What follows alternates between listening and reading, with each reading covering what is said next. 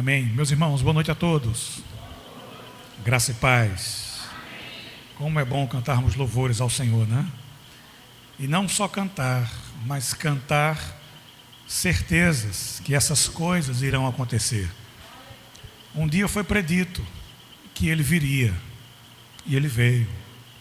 Também havia sido predito há mais de 700 anos antes, como ele morreria, como ele nasceria. E ele nasceu e ele morreu. Foi predito que ele havia de ressuscitar, e ele ressuscitou. Quando ele foi assunto aos céus, ele disse que voltaria, e ele vai voltar. E o dia da sua vinda se aproxima. E quando ele vier, vai acontecer aquilo que cantamos aqui. Todo joelho se dobrará diante do nosso Senhor. Os ricos, os poderosos dessa terra, todos eles hão de confessar que só Jesus Cristo é o Senhor, para a glória de Deus. E eu e você faremos parte daquela multidão que, como cantamos agora por último, vai caminhar em novos céus e em nova terra, onde habita perfeitamente a justiça.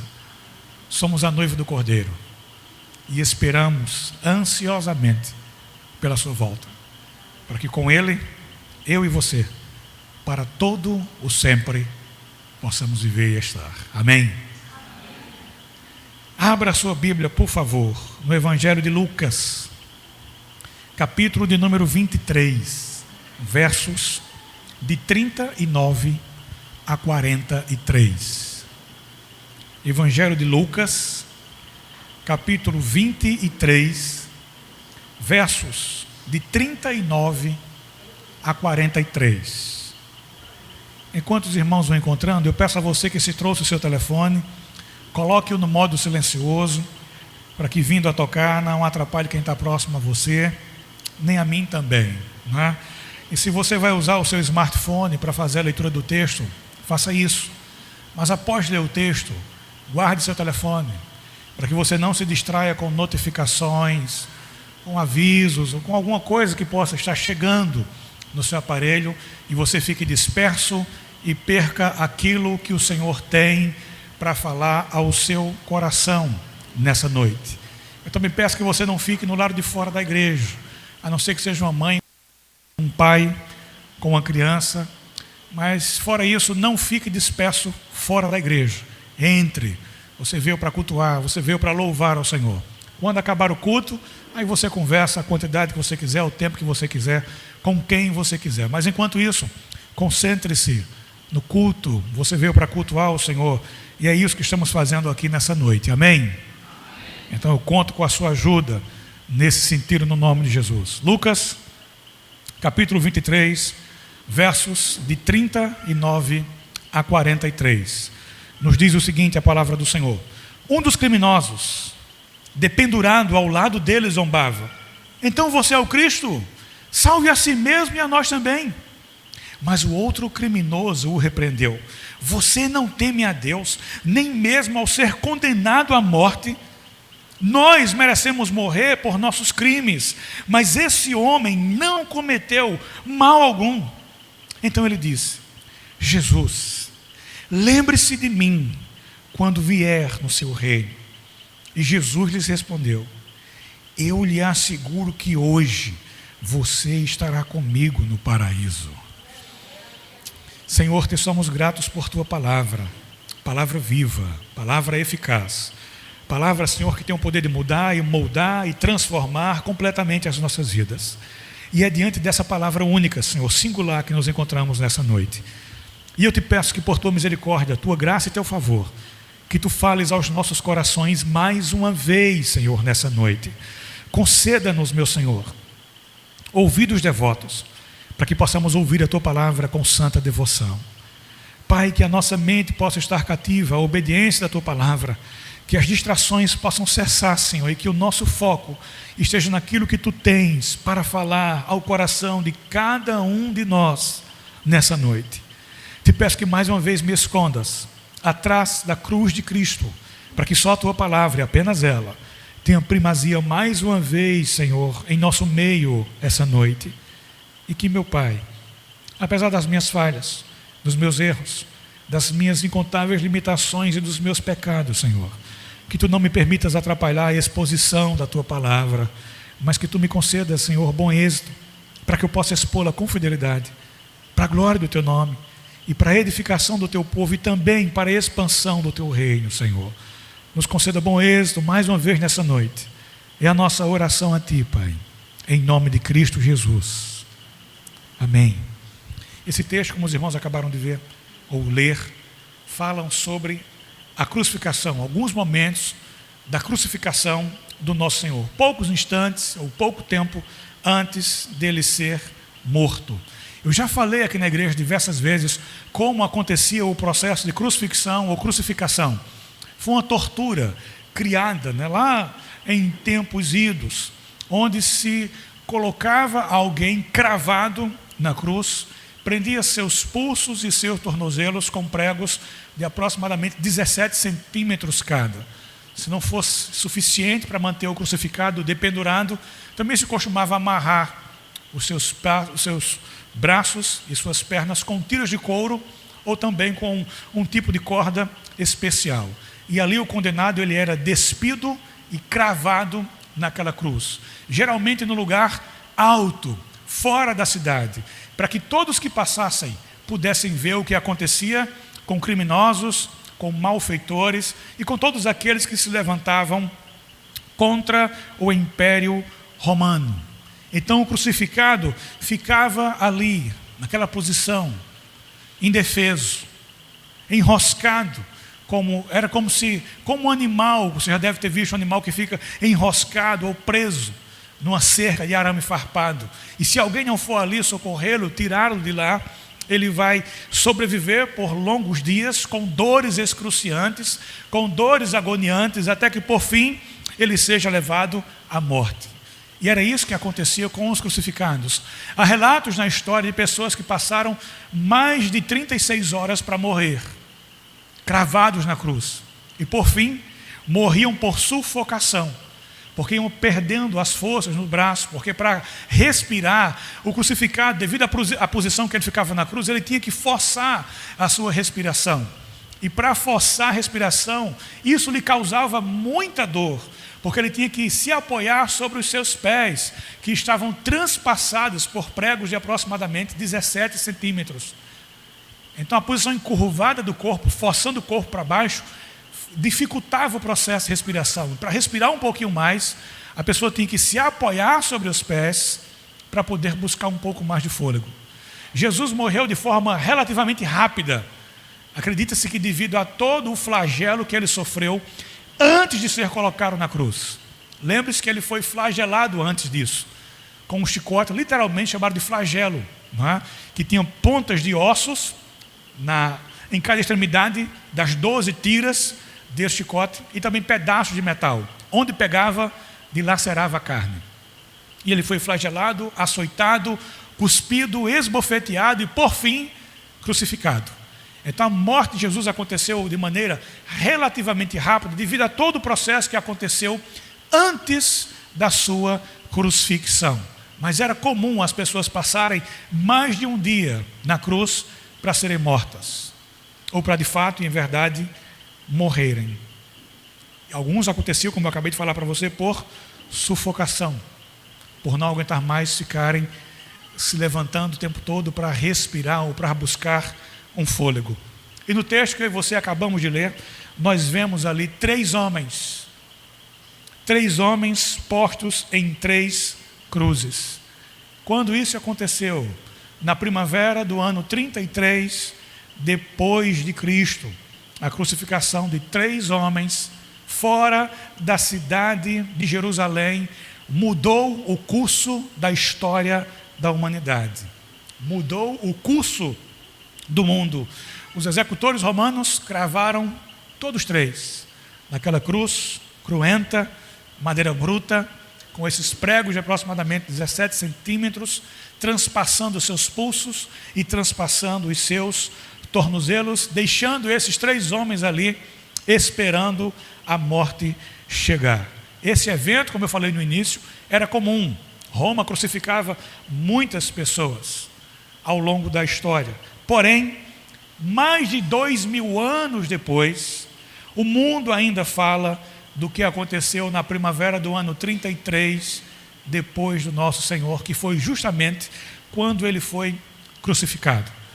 E é sobre isso que eu quero pensar com você e falar com você nessa noite, sobre a morte do Senhor, sobre a vida do Senhor, que nós celebramos também aqui nessa noite. Eu encontrei na contracapa de uma Bíblia muito velhinha que eu tenho algumas Bíblias, e eu tenho uma delas que é bem velhinha, e eu notava algumas coisas, eu ainda noto, só que hoje eu noto de outra maneira. Quando eu estou fazendo um estudo, preparando o sermão, ou o meu devocional, eu costumo fazer algumas anotações.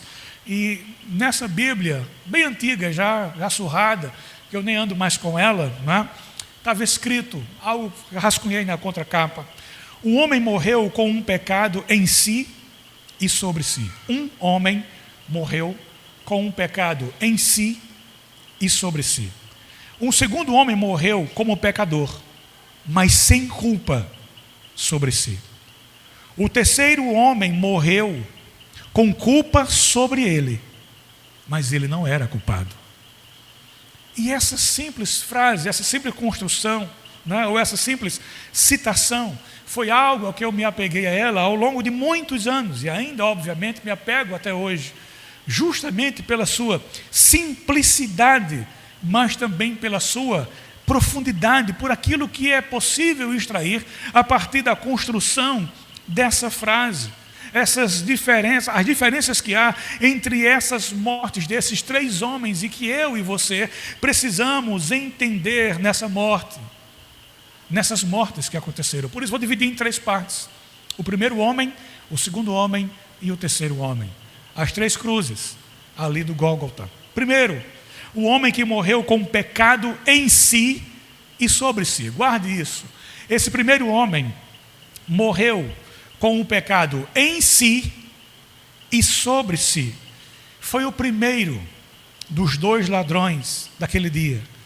Pela lei romana, ele recebeu aquilo que ele merecia.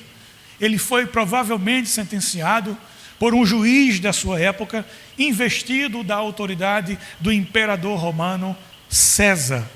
Esse ladrão, quando a gente olha esse texto, ele parece que ele morreu com raiva. Ele estava com muita raiva no momento da sua morte. Talvez raiva por ter sido pego, por ter sido apanhado cometendo o crime e, consequentemente, por ter sido apanhado praticando o seu crime, foi preso e sentenciado à morte, e à morte de cruz. Mas, obviamente, esse ladrão também devia estar com raiva daquele juiz que o sentenciou à morte. E não só dele, mas ele também estava com raiva de todos que o decepcionaram ao longo da sua vida. E quando a gente lê esse texto com atenção, parece que especialmente ele estava com raiva de um homem inocente, de um homem chamado Jesus, que estava ali ao seu lado. Só que esse homem não tinha culpa nenhuma. Esse homem era inocente, mas esse ladrão também estava aborrecido, também estava chateado, também estava com raiva de Jesus, por esse Jesus ser incapaz de ajudar a si mesmo e também de ajudá-lo. É o que diz o verso 39. Um dos criminosos, dependurado ao lado dele, zombava: então você é o Cristo? Salve a si mesmo e a nós também. Se você é de fato quem você disse que era, e a gente ouviu tanta história acerca de você, milagres que você realizou, até pessoas da morte você trouxe de volta, mas você não consegue salvar a si mesmo dessa cruz. Se você é o Cristo, desça daí, salve a você, e não só isso, mas salve a mim também, salve a nós que estamos aqui na mesma situação que você. Perceba que esse homem, ele não assume a sua culpa, ele não se autorresponsabiliza, ele só sabe culpar os outros. E, meu irmão, aprenda uma coisa: quem culpa os outros nunca muda. Se você vive para culpar os outros, você nunca vai mudar. Se você nunca assume a sua parcela de culpa diante daquilo que você fez, diante daquilo que acontece, se você não assume a sua culpa, você nunca muda. Porque você nunca vai se encontrar achando que você de fato, em verdade, está errado.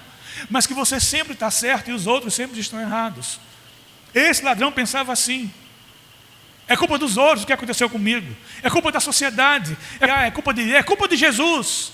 O que eu estou enfrentando hoje na minha vida, o que eu estou passando hoje na minha vida, não é por minha culpa, é por culpa desse Jesus, que não consegue me ajudar, que não consegue nem ajudar a ele mesmo, quanto mais ajudar a mim. Quem só culpa os outros nunca muda. E esse foi o caso desse ladrão. E ele não estava só em seu desprezo com Jesus. Toda uma multidão tinha esse mesmo tipo de sentimento. Estavam furiosos com Cristo. Estavam, de certa forma, também decepcionados com ele, como alguém que dizia que era a luz do mundo, como alguém que dizia que era a esperança do mundo. O rei dos judeus acaba dependurado no madeiro como um criminoso comum, ao lado de outros dois criminosos também, sem poder salvar, inclusive, a si mesmo. Eles sentiam raiva de Jesus, e esse ladrão também não era diferente. Sentia muita raiva do Senhor, porque ele não poderia ajudá-lo. E esse primeiro ladrão morre com o seu pecado dentro de si e morre sobre si. Esse é o mais. Mas esse que morre como pecador, ele morre sem culpa sobre si. Estava na mesma situação, na mesma sentença, sentenciado a mesma coisa que o outro. Entretanto, esse morre como pecador, mas com um grande diferencial: sem culpa sobre si. Esse foi o segundo ladrão, executado também junto com Jesus naquele dia. No início, ele se juntou aos outros, que ridicularizavam e insultavam o Senhor. Por um momento, ele também zombou do nosso Cristo. Por um momento, ele também zombou do nosso Senhor. Por um momento, ele também desafiou Jesus a que ele salvasse a si mesmo e salvasse também a ele, se Jesus era o Messias prometido. Está lá em Mateus 27, versos de 37 a 44, quando é dito: até os, plural, criminosos que tinham sido crucificados com ele, o insultavam da mesma forma. No texto de Lucas que lemos, fala que apenas um estava insultando ele. Mas no texto de Mateus, com um pouco mais de detalhes, a gente percebe que ambos insultavam ao Senhor.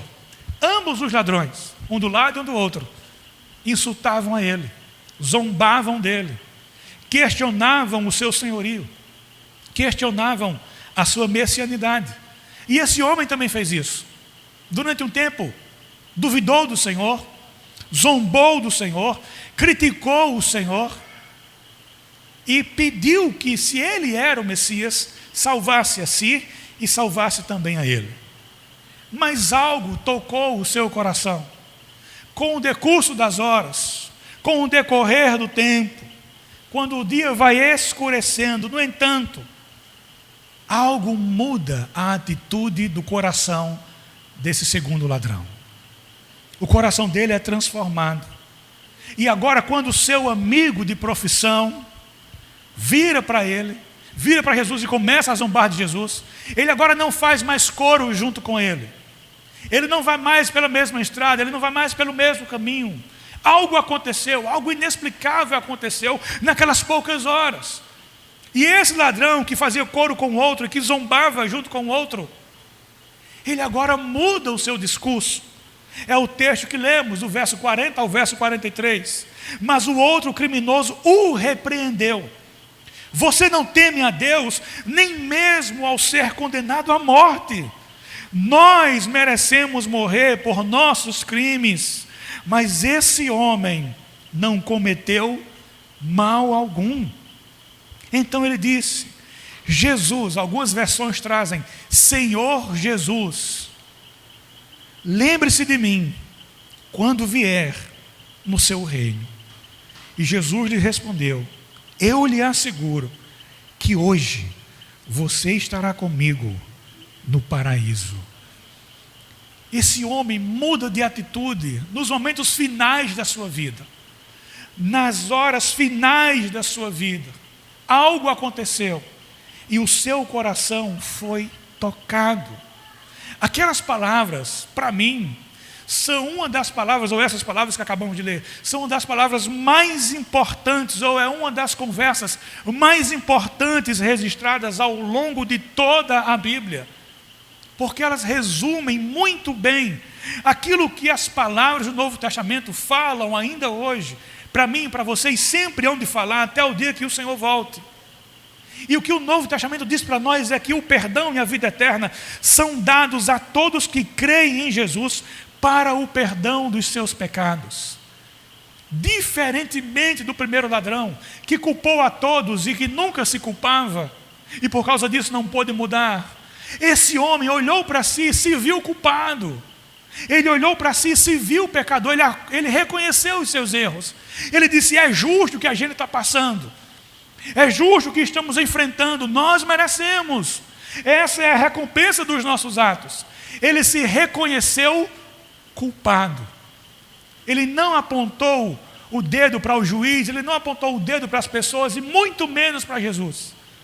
Ele olhou para a sua condição, para quem ele era, e ele disse: eu sou o culpado, eu mereço estar passando o que eu estou passando, eu mereço estar enfrentando o que eu estou enfrentando, eu sei o que eu fiz. E ao saber do que ele fez, ele olha para aquele que poderia mudar a sua história, mesmo nos momentos finais da sua vida. E ele agora, de zombador, ele passa a ser alguém que levanta um clamor a Jesus. E ao invés de zombar do Cristo crucificado, ele reconhece o seu senhorio. Ele diz: Senhor Jesus, lembra-te de mim quando vieres ou quando entrares em teu reino. Esse homem reconhece a sua culpa, esse homem se arrepende e ele coloca a sua fé no Cristo crucificado.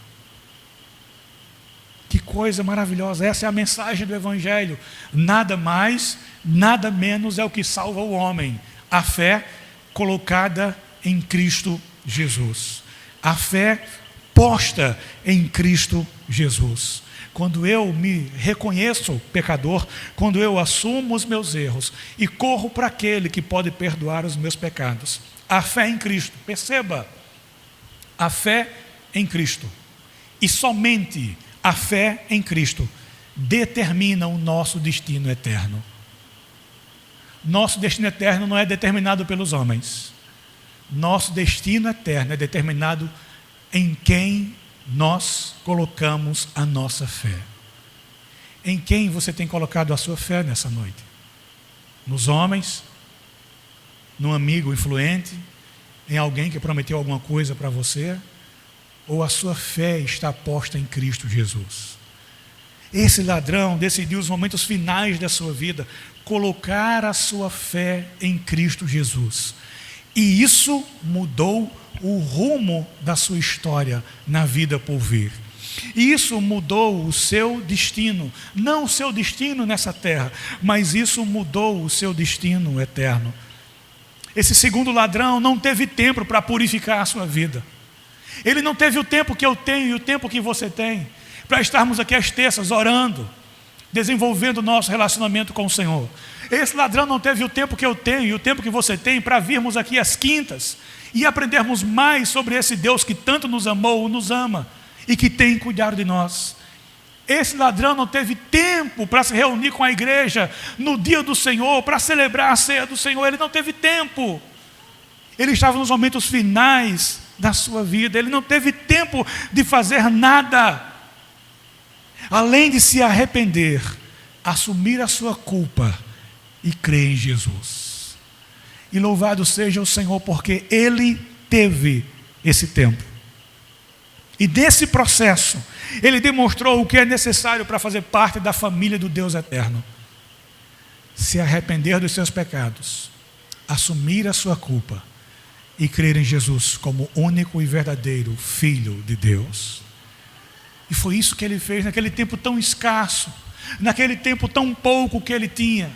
Ele agora pega o seu restinho de força, depois de estar passando por todo aquele processo, e Ele entrega a sua vida completamente ao Senhor.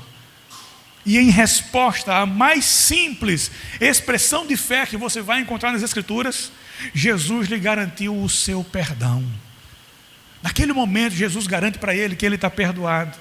E o segundo ladrão, então, vai morrer. E ele morre como um pecador. Entretanto, ele morre sem nenhuma culpa sobre si. Morreu sem culpa. Se você morresse hoje, qual seria o estado da sua alma hoje? Você teria e tem no seu coração a certeza, a plena convicção de que você parte hoje, você vai estar com o Senhor? Ou se você parte hoje, você não sabe para onde você vai? Porque, meu irmão, entenda uma coisa, guarde isso no seu coração, ouça essas palavras com atenção. Eu e você, nós iremos passar a eternidade com um desses dois ladrões. Você e eu, repito, nós vamos passar a eternidade com um desses dois ladrões. Com qual deles você vai passar a sua eternidade? Se o Senhor te chamasse hoje para prestar contas a Ele, se o seu acerto de contas com o Senhor fosse hoje, se hoje fosse o dia de você se encontrar com o Senhor, como está o seu coração hoje? Seu coração está em paz como o desse segundo ladrão, que apesar das suas falhas, que apesar dos seus pecados, que apesar dos seus delitos, assume a sua culpa, se arrepende, coloca a sua fé e a sua esperança no Senhor? Ou o seu coração está como o do primeiro ladrão? A culpa não é minha, a culpa é do próprio Deus, que não me ajuda, que não me assiste, que não me auxilia, que não faz nada para mudar a minha situação. Como está o seu coração nessa noite? Porque pode acontecer de você partir hoje, e eu também. Nós não sabemos a nossa vida daqui a 1 minuto. Essa pode ser a última vez que você está me vendo. Essa pode ser a última vez que eu estou vendo você. Nossa vida é efêmera, nossa vida é fugaz, ela passa rapidamente. E não há como garantir que esse é o último culto que você está participando e eu também. Nós não temos como saber se esse é o último sermão que você ouve, se esse é o último sermão que eu prego, se foi o último sermão que eu preparei, nós não temos como saber. Portanto, se o Senhor chamasse você hoje, ou se Ele voltasse hoje, como nós cantamos aqui, como se encontra o seu coração? Porque entenda, você e eu, nós, vamos passar a eternidade junto com um desses dois ladrões. Com qual deles nós vamos passar? Esse homem morre, mas ele morre sem nenhuma culpa sobre si, porque o juiz dos céus retirou dos seus ombros todo o peso de culpa que havia sobre ele e o lançou sobre Cristo Jesus. Esse homem foi perdoado, esse homem foi colocado, os seus pecados, as suas faltas, os seus erros, a sua vida de crime foi colocada sobre Jesus, aquele que carregou os meus pecados e aquele que carrega também os seus pecados. Esse ladrão não culpou os outros, ele assumiu a sua culpa, se arrependeu e foi salvo em Cristo Jesus. Esse é o caminho para mim, esse é o caminho para você, não há outro caminho. Assumir a nossa culpa, assumir a nossa responsabilidade, nos arrependermos dos nossos pecados e corrermos em direção ao Cristo crucificado, implorando que Ele nos receba, implorando que Ele nos acuda, implorando que Ele perdoe os nossos pecados e nos dê a vida eterna junto ao Pai. É isso que eu preciso fazer, é isso que você precisa fazer. E nós chegamos à parte final do sermão. Um outro homem também morreu, o terceiro homem agora. O homem morreu com um pecado sobre si, mas esse homem não era um pecador. Jesus levou sobre os seus ombros a culpa do mundo inteiro naquele dia. Naquele dia, naquela cruz, na primavera de 33 depois de Cristo, Deus despeja sobre o seu Filho toda a sua ira de uma maneira intensa. Jesus sofre as agonias do inferno intensamente naquela cruz. Deus lança sobre o seu Filho, de maneira intensa, aquilo que Ele lançaria e lançará de maneira extensa sobre a vida daqueles que estarão no inferno. Irão padecer extensamente, eternamente. Mas para aqueles que estão em Cristo, Cristo já levou sobre si os nossos pecados.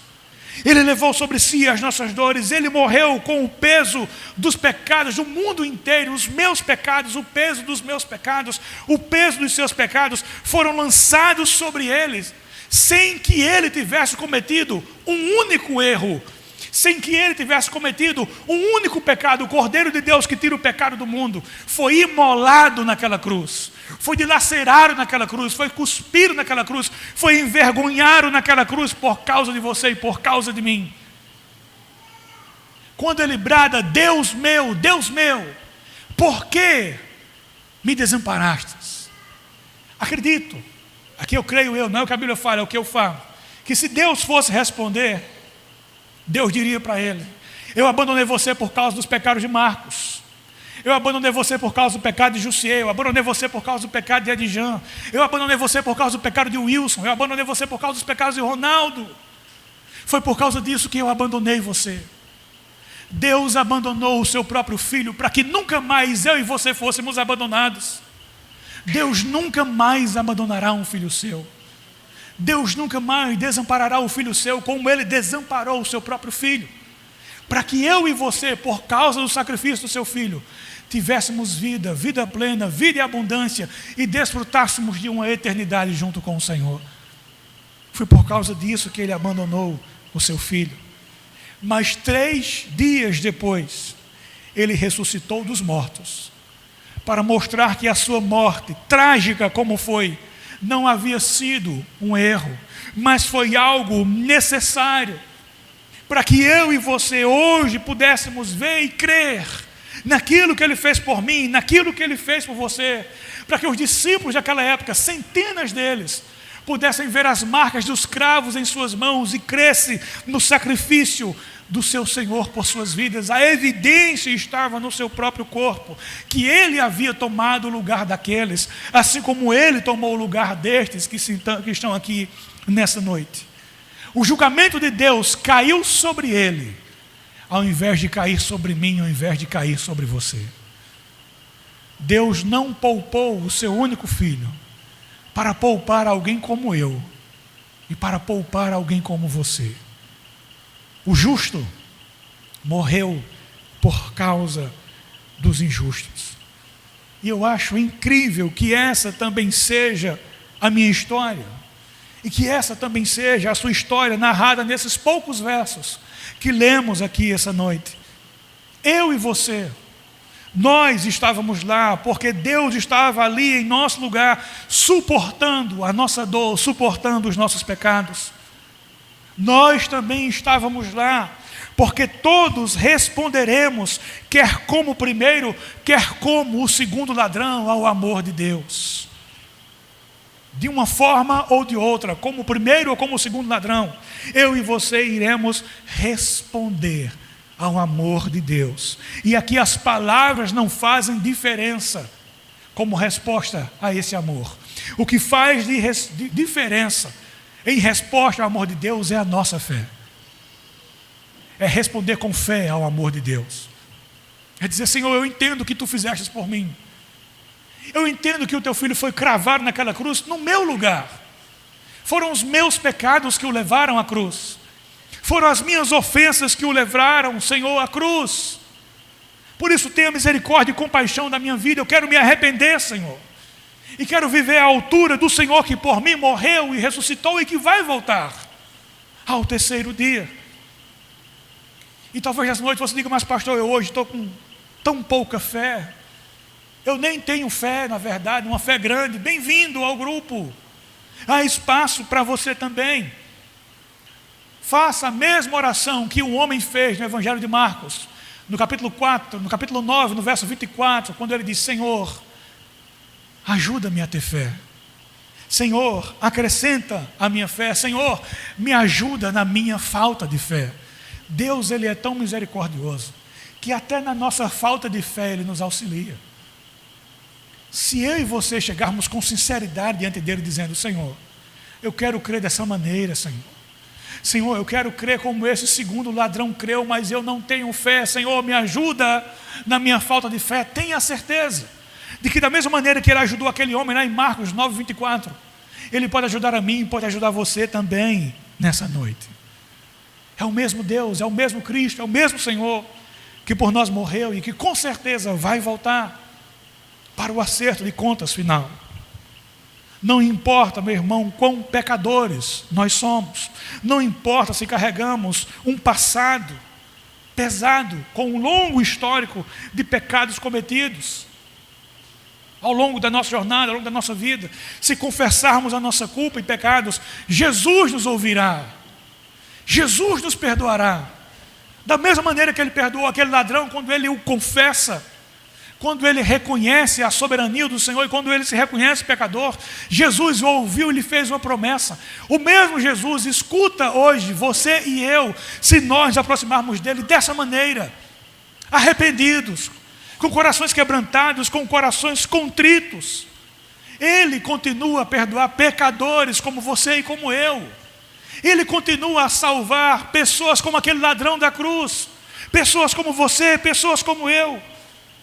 As poucas palavras pronunciadas entre aquele ladrão da cruz e entre Jesus nos fazem perceber que embora, lembre-se disso, soframos as consequências dos nossos atos, ainda existe esperança para nós.